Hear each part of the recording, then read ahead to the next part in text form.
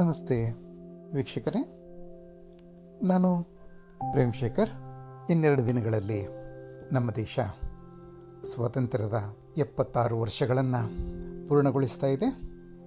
ಹೀಗಾಗಿ ಇಂದು ದೇಶ್ ಪರದೇಶನಲ್ಲಿ ಈ ಮುಕ್ಕಾಲು ಶತಮಾನದಲ್ಲಿ ನಮ್ಮ ದೇಶ ಸಾಗಿ ಬಂದ ಹಾದಿಯ ಬಗ್ಗೆನೇ ಒಂದೆರಡು ಮಾತನ್ನು ನಿಮ್ಮ ಜೊತೆ ಹಂಚ್ಕೊಳ್ತೀನಿ.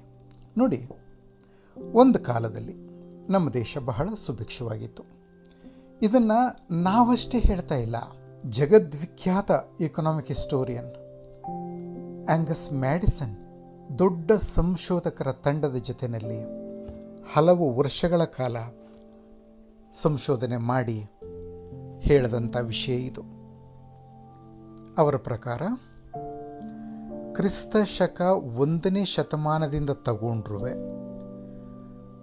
ಕ್ರಿಸ್ತ ಶಕ 1600ರವರೆಗೆ ಭಾರತದ GDP ವಿಶ್ವದಲ್ಲೇ ದೊಡ್ಡದಾಗಿತ್ತು, ಸುಮಾರು 35%. ಅನಂತರ ಮುಂದಿನ 2.5 ಶತಮಾನಗಳಲ್ಲಿ ಅದು 27ರಿಂದ 35%ವರೆಗೆ ಮೇಲೆ ಕೆಳಗೆ ಹೋಗ್ತಾ ಇತ್ತು. ಪ್ರಥಮ ಸ್ಥಾನದಲ್ಲಿದ್ದಂಥ ಭಾರತ ಅದನ್ನು ಚೀನಾಗೆ ಬಿಟ್ಟುಕೊಟ್ಟು 2ನೇ ಸ್ಥಾನಕ್ಕೆ ಇಳಿಯೋದು ಮತ್ತು 1ನೇ ಸ್ಥಾನ ಪಡ್ಕೊಳ್ಳೋದು 1850ರ ತನಕವೂ ನಡೀತು. ಅನಂತರ ವಸಾಹತುಶಾಹಿ ಆಡಳಿತ ಇಲ್ಲಿ ಬಲಗೊಂಡ ಮೇಲೆ ಭಾರತೀಯ ಅರ್ಥವ್ಯವಸ್ಥೆ ಸಂಪೂರ್ಣವಾಗಿ ಕುಸಿದು ಹೋಗಿ 47ರಲ್ಲಿ ನಾವು ಸ್ವಾತಂತ್ರ್ಯ ಗಳಿಸಿದಾಗ ನಮ್ಮ GDP ವಿಶ್ವದ GDPಯಲ್ಲಿ 2%ಗಿಂತಲೂ ಕಡಿಮೆ ಇಳಿದೋಗಿತ್ತು. ಕೇವಲ 97 ವರ್ಷಗಳಲ್ಲಿ ಆದಂಥ ಒಂದು ದುರಂತ ಇದು. ಹೀಗಾಗಿ ನಮ್ಮ ದೇಶದ ಜನರ ಬದುಕನ್ನು ಸುಧಾರಿಸೋದು, ಆ ಮೂಲಕ ಅರ್ಥವ್ಯವಸ್ಥೆಯನ್ನು ಉನ್ನತಿಗೇರಿಸೋದು ಸರ್ಕಾರದ ಆದ್ಯತೆ ಆಗಿತ್ತು. ಆದರೆ ನಮ್ಮ ಸರ್ಕಾರ ಏನು ಮಾಡ್ತು?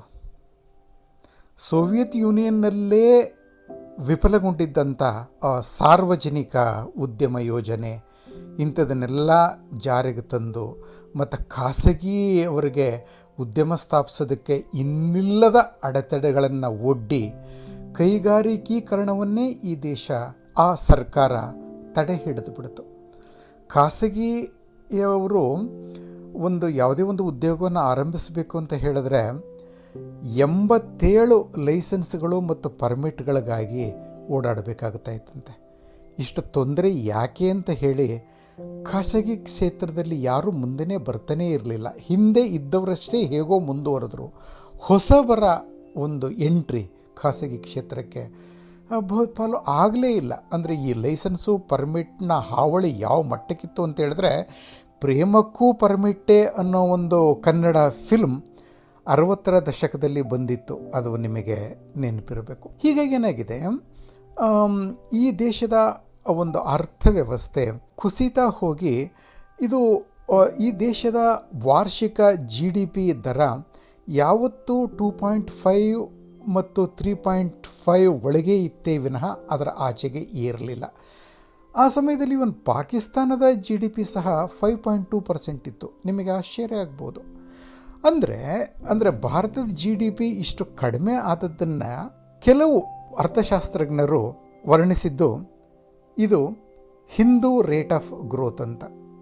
ಅಂದರೆ ಹಿಂದೂ ಮನೋಭಾವ ಆರ್ಥಿಕ ಪ್ರಗತಿಗೆ ಅನುಕೂಲ ಆಗೋದಿಲ್ಲ, ಹೀಗಾಗಿ ಈ ದೇಶದ್ದು ಇದೇ ಗತಿ ಅಂತ. ಆದರೆ ಅವರ ಮಾತನ್ನು ಅಲ್ಲಗಳೆದದ್ದು ಬೆಲ್ಜಿಯನ್ ಅರ್ಥಶಾಸ್ತ್ರಜ್ಞ ಪಾಲ್ ಭೈರೋಕ್, ಆಮೇಲೆ ನಾನು ಮೊದಲೇ ಉಲ್ಲೇಖಿಸಿದಂಥ ಬ್ರಿಟಿಷ್ ಅರ್ಥಶಾಸ್ತ್ರಜ್ಞ ಜಗದ್ವಿಖ್ಯಾತ ಎಕನಾಮಿಕ್ ಹಿಸ್ಟೋರಿಯನ್ ಆಂಗಸ್ ಮ್ಯಾಡಿಸನ್. ಅವ್ರು ಹೇಳಿದ್ದು ಏನು ಅಂತ ಹೇಳಿದ್ರೆ, ಈ ದೇಶ ಎಲ್ಲಿಯವರೆಗೆ ಹಿಂದೂ ರಾಷ್ಟ್ರವೇ ಆಗಿತ್ತೋ ಅಲ್ಲಿವರೆಗೆ ಇದರ GDP ಪ್ರಪಂಚದಲ್ಲಿ ನಂಬರ್ 1 ಇತ್ತು. ಮುಸ್ಲಿಂ ಆಡಳಿತ ಬಲಗೊಂಡಾಗ ಇದು 2ನೇ ಸ್ಥಾನಕ್ಕಿಳಿತು. ಆಮೇಲೆ ಯುರೋಪಿಯನ್ನರ ವಸಾಹತುಶಾಹಿ ಆಡಳಿತ ಬಂದಾಗ ಇದರ ಅರ್ಥವ್ಯವಸ್ಥೆ ಅಧಪಾತಾಳಕ್ಕೆ ಕುಸಿದು ಹೋಯಿತು.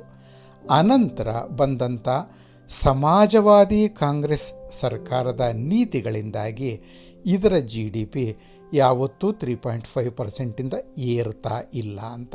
ಅಂದರೆ ಈ ಜನ ಕಾಂಗ್ರೆಸ್ಸಿಗರು ಮತ್ತು ಸಮಾಜವಾದಿಗಳು ಈ ದೇಶದ ಅರ್ಥವ್ಯವಸ್ಥೆಗೆ ಒಂದಲ್ಲ 87 ಮೂಗುದಾರಗಳನ್ನ ಹಾಕಿ ಹಿಡಿದಿಟ್ಬಿಟ್ಟಿದ್ರು. ಆಗ ಆದಂಥ ಒಂದು ದುರಂತಕ್ಕೆ ತಮ್ಮ ಜವಾಬ್ದಾರಿಯನ್ನು ಒಪ್ಪುಗೊಳ್ಳದೆ ಅದನ್ನು ಹಿಂದೂಗಳ ಮೇಲೆ ಹಾಕಿಬಿಟ್ರು. ಕೊನೆಗೂ ಕಾಂಗ್ರೆಸ್ ಸರ್ಕಾರನೇ ಇದನ್ನು ಸರಿ ಮಾಡೋದಕ್ಕೆ ಹೋದದ್ದು. ನರಸಿಂಹರಾವ್ ಮತ್ತು ಮನಮೋಹನ್ ಸಿಂಗ್ ಜೋಡಿ 1991ರಲ್ಲಿ LPG ಅಂದರೆ ಲಿಬರಲೈಜೇಷನ್, ಪ್ರೈವೇಟೈಜೇಷನ್, ಗ್ಲೋಬಲೈಜೇಷನ್ ನೀತಿಗಳ ಮೂಲಕ ಈ ದೇಶದ ಅರ್ಥವ್ಯವಸ್ಥೆಯನ್ನು ಮುಕ್ತಗೊಳಿಸಿದಾಗ ಮುಂದಿನ 3 ವರ್ಷಗಳಲ್ಲಿ ಭಾರತದ GDP 8.5%ಗೆ ಜಿಗಿದು ಬಿಡ್ತು. ಅಂದರೆ ಆ ಮೂಗುದಾರ ಕಿತ್ತದ್ದೇ ಯಾವ ಮಟ್ಟಕ್ಕೆ ಈ ದೇಶದ GDP ಜಿಗಿತು ನೀವೇ ನೋಡಿ. ಈಗ ಹಿಂದೂ ರೇಟ್ ಆಫ್ ಗ್ರೋತ್ ಬಗ್ಗೆ ಯಾರೂ ಮಾತಾಡೋದಿಲ್ಲ. ಇದು ಹೇಳೋದ್ರ ಜೊತೆಯಲ್ಲಿ ಪ್ರಾರಂಭದ ನೆಹರು ಸರ್ಕಾರ ಮಾಡಿದಂಥ ಕೆಲವು ಒಳ್ಳೆಯ ಕೆಲಸಗಳನ್ನ ನಾನು ನಿಮ್ಮ ಮುಂದೆ ಇಡಲೇಬೇಕು. ಮೊದಲನೇ ಯೋಜನೆಯಲ್ಲಿ ಅಗ್ರಿಕಲ್ಚರ್ಗೆ ಪ್ರಾಶಸ್ತ್ಯ ಕೊಟ್ಟದ್ದು, 2ನೇ ಪಂಚವಾರ್ಷಿಕ ಯೋಜನೆಯಲ್ಲಿ ಇಂಡಸ್ಟ್ರಿಯಲೈಜೇಷನ್ಗೆ ಪ್ರಾಧಾನ್ಯತೆ ಕೊಟ್ಟದ್ದು, ಅದೆಲ್ಲವೂ ಒಳ್ಳೆಯದೆ. ಆದರೆ ತೊಂದರೆ ಆದದ್ದು ಅವೆಲ್ಲವನ್ನೂ ಸೋವಿಯತ್ ಯೋಜನೆಗಳ ಮಾದರಿಯಲ್ಲಿ ಅನುಸರಿಸಿಕ ಹೋಯ್ತಲ್ಲ ಆ ಸರ್ಕಾರ, ಅಲ್ಲಿ ತಪ್ಪಾದದ್ದು. ಯಾಕಂದರೆ ಅಂಥದೇ ಯೋಜನೆಗಳನ್ನು ಅನುಸರಿಸಿ ಸೋವಿಯತ್ ಯೂನಿಯನ್ ದಿವಾಳಿ ಎದ್ದೋಗಿತ್ತು. ಹೀಗಾಗಿನೇ ಚೈನಾ ಸಹ ಆ ಸೋವಿಯತ್ ಮಾಡೆಲನ್ನು ಬಿಟ್ಟು 78ರಲ್ಲೇ ಈ ಪ್ರೈವೇಟೈಜೇಷನ್ ದಾರಿಗೆ ಇಳಿದು ಬಿಡ್ತು. ಕಮ್ಯುನಿಸ್ಟ್ ಸರ್ಕಾರ ಇದ್ದರೂ ಸಹ ಅದು ಬೇಕಾದಷ್ಟು ಮಟ್ಟಿಗೆ ಬಂಡವಾಳಶಾಹಿ ನೀತಿಗಳನ್ನ ಅನುಸರಿಸೋದಕ್ಕೆ ಶುರು ಮಾಡಿಸ್ತು. ಚೀನಿ ನಾಯಕ ಡೆಂಗ್ ಶಿಯಾವೋಪಿಂಗ್ ಒಂದು ಒಳ್ಳೆ ಮಾತು ಹೇಳಿದ್ರು 78ರಲ್ಲಿ, ನಮಗೆ ಬೇಕಾಗಿರೋದು ಆರ್ಥಿಕ ಪ್ರಗತಿ. ಅದನ್ನು ಕಮ್ಯುನಿಸಮ್ ಸಾಧಿಸಲಿಲ್ಲ ಅಂತ ಹೇಳಿದ್ರೆ ಪ್ರಗತಿ ಸಾಧಿಸೋ ಬೇರೆಯ ಮಾರ್ಗವನ್ನು ನಾವು ಹುಡುಕೋಬೇಕು. ಬಂಡವಾಳಶಾಹಿ ಮಾರ್ಗ ಅದನ್ನು ತರೋದಾದರೆ ಅಗತ್ಯ ಮಟ್ಟಕ್ಕೆ ಅದನ್ನು ಒಪ್ಕೊಳ್ಳೋದ್ರಲ್ಲಿ ತಪ್ಪೇನೂ ಇಲ್ಲ ಅಂತ ಹೇಳಿದ ಅವರು ಅದನ್ನು ಸಮರ್ಥಿಸೋದಕ್ಕೆ ಒಂದು ಚಂದದ ಉದಾಹರಣೆ ಕೊಟ್ಟರು. ಇಲಿ ಹಿಡಿಯಬಲ್ಲ ಬೆಕ್ಕು ಕಪ್ಪಾಗಿದ್ರೇನು ಬೆಳ್ಳಗಿದ್ರೇನು ಅಂದರು. ಅಂದರೆ ಬೆಕ್ಕು ಇಲಿ ಹಿಡಿಬೇಕು, ಅದು ಅದರ ಕೆಲಸ, ಅದರ ಬಣ್ಣ ನಮಗೆ ಮುಖ್ಯ ಅಲ್ಲ. ಹಾಗೆಯೇ ನಮಗೆ ದೇಶದ ಆರ್ಥಿಕ ಪ್ರಗತಿ ಬೇಕು. ಅದು ಕಮ್ಯುನಿಸಮ್ ಮೂಲಕನೋ ಕ್ಯಾಪಿಟಲಿಸಮ್ ಮೂಲಕವೋ ಅದು ಮುಖ್ಯ ಅಲ್ಲ. ಇದು ಹೇಳಿದ್ರು 78ರಲ್ಲೇ ಕಮ್ಯುನಿಸ್ಟ್ ಚೀನಾ LPG ಯೋಜನೆಗಳನ್ನು ಅನುಸರಿಸ್ತು. ನಾವು ಇನ್ನೂ 13 ವರ್ಷಗಳು ಕಾದ್ವಿ.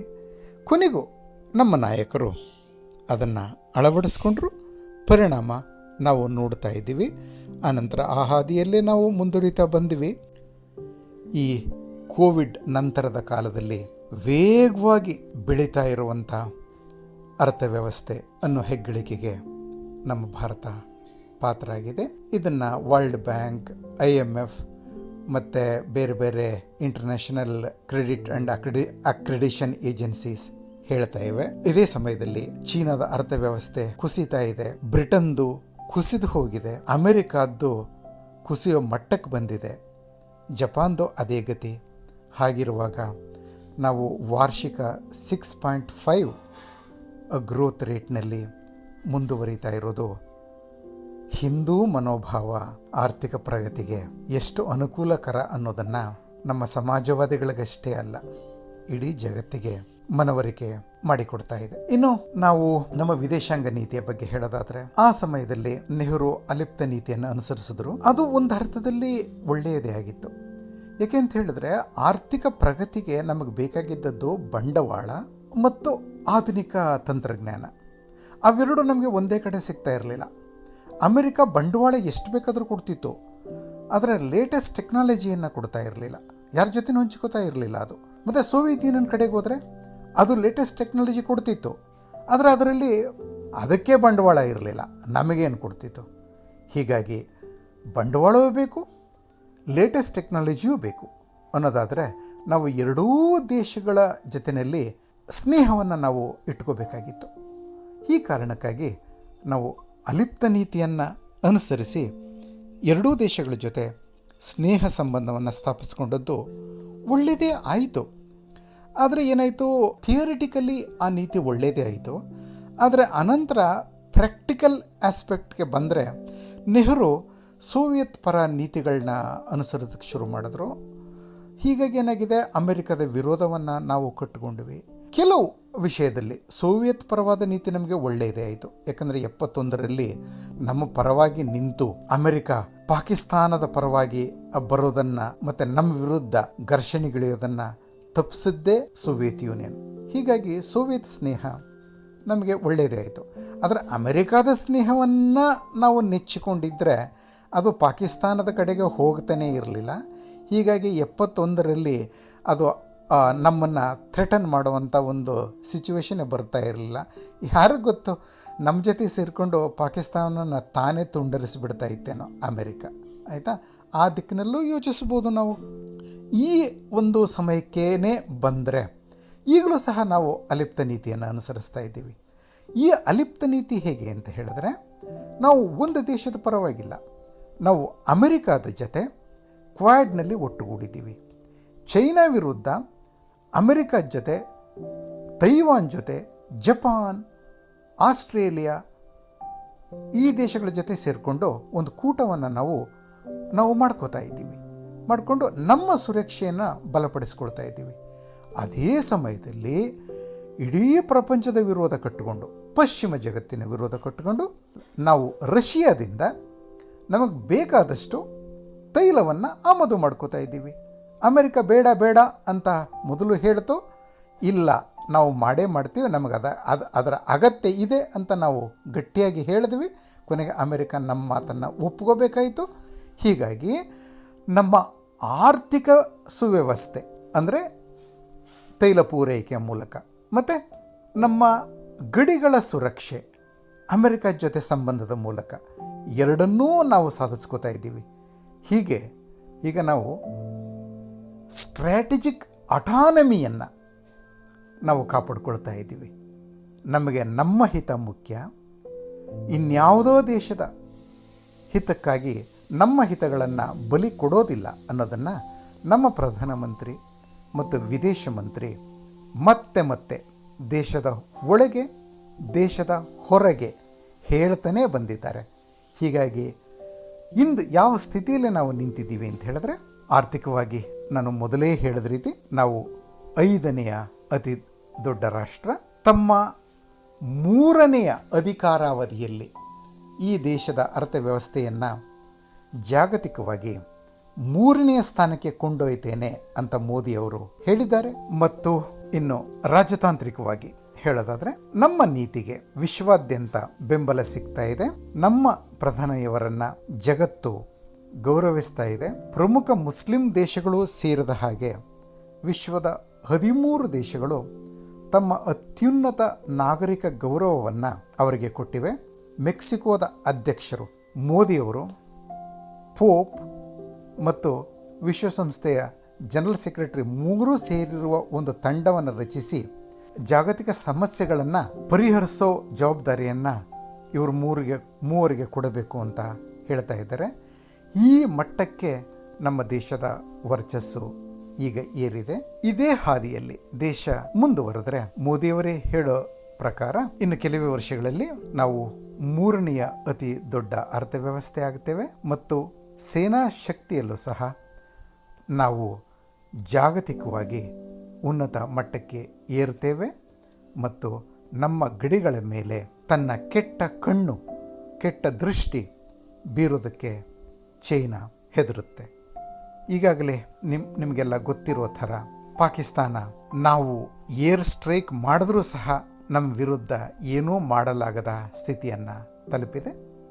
ಸೊ ಹೀಗಾಗಿ ಇದೆಲ್ಲ ನಮ್ಮ ರಕ್ಷಣಾ ಸ್ಥಿತಿ, ಆರ್ಥಿಕ ಸ್ಥಿತಿ ಇವೆಲ್ಲವೂ ಉನ್ನತ ಮಟ್ಟಕ್ಕೆ ಇಂದು ತಲುಪಿವೆ.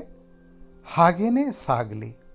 ಆ ಮೂಲಕ ಭಾರತೀಯರ ಒಂದು ಜೀವನ ಮಟ್ಟ ಇನ್ನಷ್ಟು ಸುಧಾರಿಸಲಿ ಮತ್ತು ಜಾಗತಿಕವಾಗಿ ಭಾರತದ ವರ್ಚಸ್ಸು ಏರಲಿ ಅಂತ ಹಾರೈಸೋಣ. ಏರುತ್ತೆ ಅನ್ನೋದಕ್ಕೆ ನಮಗೆ ಈಗಾಗಲೇ ಸೂಚನೆಗಳು ಸಿಕ್ಕಿವೆ. ಈಗ ನೋಡಿ, ಕೋವಿಡ್ ಕಾಲದಲ್ಲಿ 100ಕ್ಕೂ ಹೆಚ್ಚು ದೇಶಗಳಿಗೆ ನಮ್ಮ ದೇಶ ವ್ಯಾಕ್ಸಿನ್ ಸಪ್ಲೈ ಮಾಡಿದೆ ಮತ್ತು ವಿಶ್ವಕ್ಕೆ ಅಂದರೆ ಯುಕ್ರೇನ್ ಯುದ್ಧ ಆರಂಭ ಆಗೋವರೆಗೂ ಸಹ ವಿಶ್ವದ ಅತಿ ದೊಡ್ಡ ಅಕ್ಕಿ ನಿರ್ಯಾತಕ ಮತ್ತು ದೊಡ್ಡ ಪ್ರಮಾಣದ ಗೋಧಿ ನಿರ್ಯಾತಕ ಸಹ ಆಗಿತ್ತು. ಪ್ರಪಂಚದ ಬಡತನವನ್ನು ನೀಗಿಸೋದು ತನಗೆ ಸಾಧ್ಯ ಅಂತ ಭಾರತ ಜಗತ್ತಿಗೆ ತೋರಿಸ್ಕೊಂಡಿತ್ತು. ಒಂದು ಕಾಲದಲ್ಲಿ ಆಹಾರ ಧಾನ್ಯಗಳನ್ನು ಆಮದು ಮಾಡಿಕೊಳ್ತಾ ಇದ್ದಂಥ ಭಾರತ ಈ ಮಟ್ಟಕ್ಕೆ ತಲುಪಿದ್ದು ಬಹಳ ಪ್ರಶಂಸನೀಯ ಬೆಳವಣಿಗೆ. ಈಗ ನಮ್ಮಲ್ಲಿ ಮಾನ್ಸೂನ್ ಸ್ವಲ್ಪ ಎರ್ರಾಬಿರ್ರಿ ಆದ ಕಾರಣ ಆ ಕಾರಣದಿಂದ ನಮ್ಮಲ್ಲಿ ಗೋಧಿ ಮತ್ತು ಅಕ್ಕಿಯ ಪೂರೈಕೆ ಧಕ್ಕೆಗೊಳಗಾಗುತ್ತೆ ಮುಂದಿನ ವರ್ಷ ಅಂತ ಸೂಚನೆ ಸಿಕ್ಕಿದ ಕಾರಣ ನಾವು ಅವೆರಡರ ನಿರ್ಯಾತದ ಮೇಲೆ ಕಡಿವಾಣ ಇಟ್ಟಿದ್ದೀವಿ.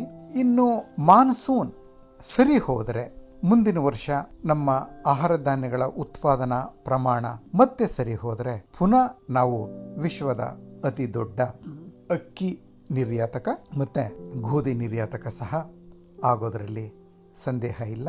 ಅಂದರೆ ನಾವು ರಾಜತಾಂತ್ರಿಕವಾಗಿ, ಆರ್ಥಿಕವಾಗಿ ಮತ್ತು ಮೆಡಿಕಲ್ ಫೀಲ್ಡ್ನಲ್ಲಿ ಮತ್ತು ಆಹಾರ ಪೂರೈಕೆಯಲ್ಲೂ ಸಹ ಪ್ರಪಂಚದಲ್ಲಿ ಉತ್ತಮ ಸ್ಥಾನವನ್ನು ಗಳಿಸ್ಕೊಳ್ತಾನೇ ಹೋಗ್ತಾ ಇರ್ತೀವಿ.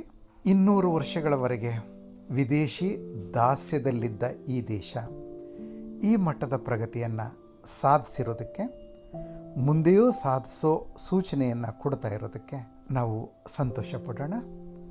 ಸೊ ನಿಮಗೆ ಸ್ವಾತಂತ್ರ್ಯೋತ್ಸವದ ಅಭಿನಂದನೆಗಳನ್ನು ಹೇಳ್ತಾ ನನ್ನ ಇಂದಿನ ಮಾತುಗಳನ್ನು ಮುಕ್ತಾಯಗೊಳಿಸ್ತಾ ಇದ್ದೀನಿ. ವಂದನೆಗಳು.